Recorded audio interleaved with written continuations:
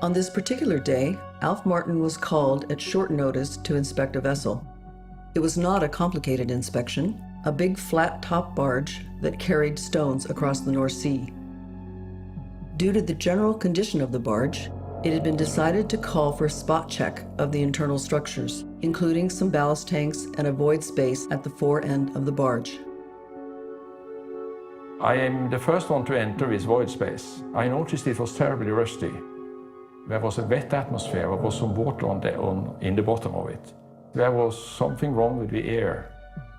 I was not afraid, I had no kind of warning or I just felt, kind of careless about the whole thing. I continued to take photographs until I felt my legs gave way and I felt I had to sit down. So I sat down on one of the frames, and that's the last thing I remember. An enclosed space is one that has limited openings for entry and exit, has inadequate ventilation, and is not designed for continuous worker occupation. If an empty tank or other enclosed space has been closed for some time, the oxygen content may have been reduced. Rusting is one common reason. So is the presence of oxygen-absorbing cargoes, such as grains, wood products, and charcoal. Gases from volatile cargoes or from painting can also displace the oxygen in tanks. In this case, it was rust that caused the reduced oxygen level in the void space. Luckily for Alf Martin, the superintendent on deck understood that there was a lack of oxygen in the void space and called for help. Although not according to standard procedures, a large bottle of oxygen for cutting purposes was brought from a shoreside workshop and slowly released into the tank, reviving Alf Martin. I managed to stand up again and walk to the ladder and climb out. And when my head and shoulders got through the narrow manhole, to my surprise, there was a lot of people on deck. There was the superintendent, there was the workers from the yard, there was 2 policemen, there was 3 ambulance people in white gowns, there was 4 or 5 firemen in full gear. They had helmets, they had oxygen bottles, they had ropes, and there was even a journalist and a photographer. And I thought that I had only been inside that tank during 2-3 minutes, but I must have been in there at least for 15 minutes. For all these people to arrive at the scene. Even trained professionals can make mistakes. Alf Martin was experienced, and he knew the danger of entering enclosed spaces.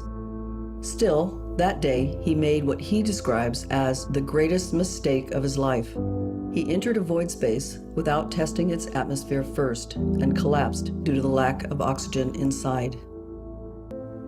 Normally you are supported by a deck officer to take you around, and if you enter any tanks you will always ask him if the atmosphere of the tank has been examined or if he has been inside himself, etc.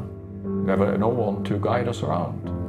The superintendent who joined me for this inspection, he also hadn't been on board. He came the same morning. So both of us, we had long experience with entering tanks. But we felt that this barge was such an easy object to inspect, and we entered tanks without ensuring that there was a breathable atmosphere within the tanks. Steel will rust over time when in contact with water. Moisture causes the metal to react with oxygen in the air, forming iron oxide, or rust, which gradually deprives the atmosphere of oxygen. It can survive for weeks without food, days without water, but only minutes without air. And it is the oxygen in the air that is essential for life. The effects of too little oxygen are largely health-related, ranging from a mild headache to permanent brain damage and death. I had 10.5% oxygen in the air inside that tank. So I should not have been able to come out of that tank. A lot of people under similar conditions, they have not managed to get out. I was lucky. The additional tragedy of these enclosed space accidents has been the deaths occurring from impulsive or ill-prepared rescue attempts. when well-intentioned crew have attempted a rescue without taking adequate precautions. It is critical to have a rescue plan in place and to position the relevant rescue and resuscitation equipment ready for use at the entrance to the space. Far too many lives have been lost at sea, either during enclosed space operations or in attempting to rescue the initial victims. Analysis shows that the cause of accidents is often a failure to follow established procedures. It is now mandatory on all soulless ships to conduct enclosed space drills at intervals not exceeding 2 months. The problem with regulatory enforcement is, however, that good intentions often become paper-pushing exercises. To prevent death and injury, it is important to ensure that those involved in the drill understand that the purpose of enclosed space entry procedures is to prevent accidents and not simply to satisfy the regulators. Ideally, drills should be conducted as if there was a real emergency, including checking and usage of personal protective equipment required for entry, communication equipment and procedures, instruments for measuring the atmosphere in enclosed spaces,